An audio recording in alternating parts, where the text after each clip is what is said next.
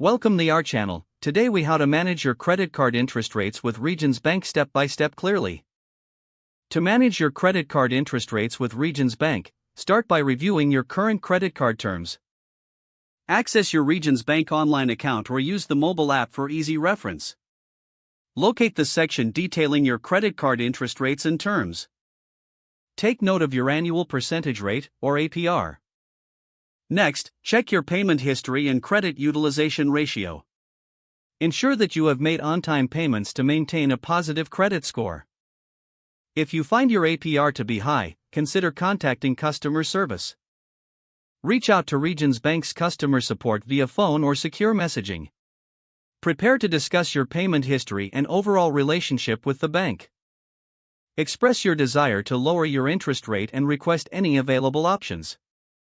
Ask about any promotional rates or programs that may apply to your account. Inquire whether you can qualify for a balance transfer to a lower rate card. If you receive an offer to lower your rate, ask about any associated fees. Evaluate the impact of any changes on your overall financial situation. If you do not receive a satisfactory response, consider exploring other credit options. Research other credit cards with lower interest rates for future reference. Maintain good credit habits moving forward to improve your creditworthiness. Keep an eye on your credit report for any changes that may affect your rates.